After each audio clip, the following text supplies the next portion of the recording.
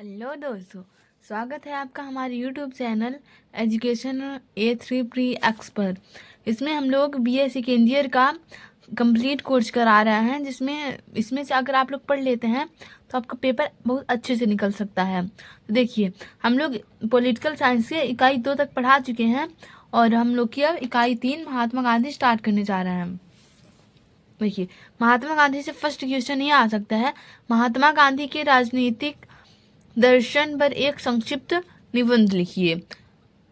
राजनीति का आध्यात्मिकरण, साधन और साध्य में संबंध, साधन और साध्य में संबंध, राजनीति का आध्यात्मिकरण, ये दोनों क्वेश्चन मोस्ट इम्पोर्टेंट हैं। तो देखिए, इसमें महात्मा गांधी के राजनीतिक विचार क्या है। राजनीति का आध्यात्मिकरण फर्स्ट टॉपिक है। मैकियावली ने राजनीति का धर्म से संबंध विच्छेद कर दिया है। मैकियावली धर्म को और राजनीति को अलग अलग मानता था। वो ये नहीं चाहता था कि धर्म और राजनीति एक है, वो धर्म को राजनीति से पूर्णतः अलग चाहता था। इसके पश्चात राजनीतिक क्षेत्र में धर्म की वंचना तक की जाने लगी। मार्क्सवादियों ने धर्म को अफीम की गोली बताकर उसे त्याज्य बताया।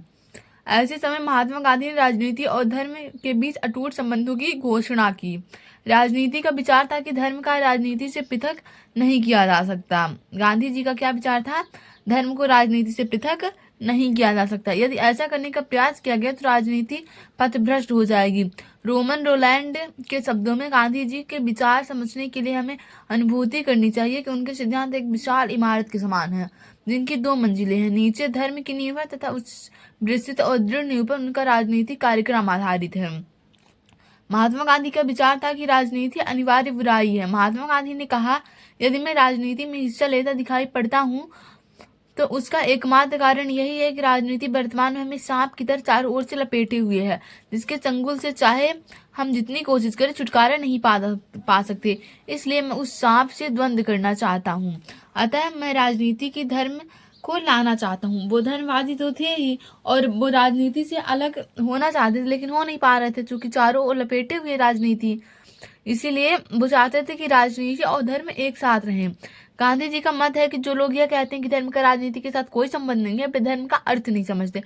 मेरे लिए धर्म से शून्य कोई राजनीति नहीं है। धर्महीन राजनीति मृत्यु का फंदा है, क्योंकि उससे आत्मा का हनन होता है। ये गांधी जी का ये कथन, धर्महीन राजनीति मृत्यु का फंदा है, क्योंकि उससे आत्मा का हनन होता है। धर्म को नैतिकता की एक शाखा मानते थे। उन्होंने इस विचार का खंडन किया कि राजनीति राजनीति है और व्यापार व्यापार, इसलिए इसमें नैतिकता का समावेश नहीं होना चाहिए। इसके विपरीत वे राजनीति में धर्म का समावेश कर नैतिकता के दोहरे मापदंड को समाप्त करना चाहते हैं। महात्मा गांधी ने कहा, धर्म से पृथक होकर राजनीति एक मृतदेह के समान है, जिसे जला देना चाहिए। धर्म से पृथक होकर राजनीति एक मृतदेह है, मतलब प्राण है। राजनीति में धर्म प्राण है, चूंकि अगर प्राण निकल गया तो मृतदेह बची, से जला देना चाहिए। तिलक के इस कथन का अर्थ है कि राजनीति साधुओं का खेल नहीं है। गांधी जी ने उत्तर देते हुए कहा, राजनीति साधुओं का और केवल साधुओं का काम है। तिलक ने क्या कहा था? राजनीति साधुओं का खेल नहीं है। तो गांधी जी ने क्या कहा? राजनीति साधुओं का और केवल साधुओं का काम है। रविंद्रनाथ टैगोर ने कहा, धर्म की महान निधि को इस कमजोर नौका में जो दलबंदी के क्रूर लहरों से टकराती रहती है मत रखो। गांधी जी ने कहा था, बिना धर्म की राजनीति एक मुर्दा है, जिसको जला देने के अलावा कोई चारा नहीं है। महात्मा गांधी ने धर्म का अर्थ प्रचलित अर्थ में नहीं किया, अपितु एक जीवन पद्धति के रूप में किया। गांधी जी के लिए धर्म, सत्य और अहिंसा पर आधारित एक जीवन पद्धति है, जो मनुष्य को सदा उनके कर्तव्य को की ओर प्रेरित करती है। साध और साधन में पहली टिप्पणी हमारी, राजनीति का आध्यात्मिकरण हो गया। साध और साधन में संबंध, राजनीति का आध्यात्मिकरण समझ में आ गया ना। राजनीति को धर्म से जोड़ना ही राजनीति का आध्यात्मिकरण है, राजनीति को धर्म से जोड़ना। फिर साध्य और साधन क्या होता है? महात्मा गांधी से पूर्व प्लेटो तथा ग्रीन ने राजनीति और धर्म से घनिष्ठ संबंध स्थापित किया था। मैकियावली ने लक्ष्य की प्राप्ति के लिए प्रत्येक साधन को उचित मानते हुए इस सिद्धांत को प्रतिपादित किया था। अच्छे उद्देश्य की प्राप्ति के लिए प्रत्येक साधन उचित है। महात्मा गांधी इस विचार से सहमत नहीं थे। गांधी जी का विचार था कि यदि साधन अच्छे हैं तो साध्य भी अच्छा रहेगा। अगर आपने अच्छे बीज बोए हैं तो आपको अवश्य ही अच्छा फल मिलेगा। गांधी जी के शब्दों में साधन बीज और साध्य वृक्ष है। साधन बीज और साध्य वृक्ष है। इसलिए जो सबसे बीज और वृक्ष में है वही संबंध साधन और साध्य में है। मैं शैतान की उपासना करके ईश्वरोपासना का फल नहीं पा सकता हूँ। इसमें साधन मतलब जिससे जो काम हम कर रहे हैं वो हमारा साधन है, और साध्य मतलब जो हम पाना चाह रहे हैं वो हमारा साध्य है। महात्मा गांधी ने राजनीति में अवसरवादिता का सदैव विरोध किया। उनका मत था कि बुराई अच्छाई को जन्म नहीं दे सकती। महात्मा गांधी ने व्यवहारिक जीवन में भी इसी सिद्धांत को अपनाया। भारतवर्ष में अंग्रेजी राज शक्ति, छल कपट और फूट डालकर राज्य करो की नीति पर आधारित था। तथापि महात्मा गांधी ने इस साधनों का प्रयोग करने की भारतीय को मनाही नहीं की। देश की स्वतंत्रता की प्राप्ति के लिए उन्होंने कभी भी अनैतिक अथवा हिंसक साधनों का प्रयोग नहीं किया।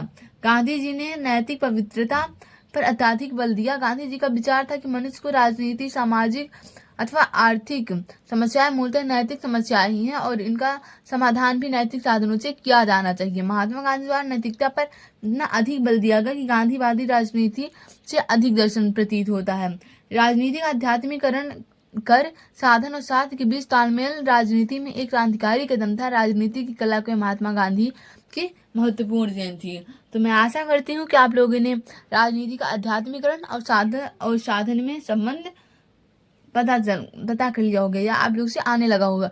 राजनीति का आध्यात्मिकरण मतलब राजनीति को धर्म से जोड़ना, और साधन जिसकी हम सहायता ले रहे हैं। जैसे महात्मा गांधी ने स्वतंत्रता पाने के लिए अहिंसा की वो लिया था और लोगों ने हिंसा अपनाई थी। तो और साध्य तो सबका एक ही था, स्वतंत्रता प्राप्त करना। तो साधन और साध्य नहीं था। धन्यवाद।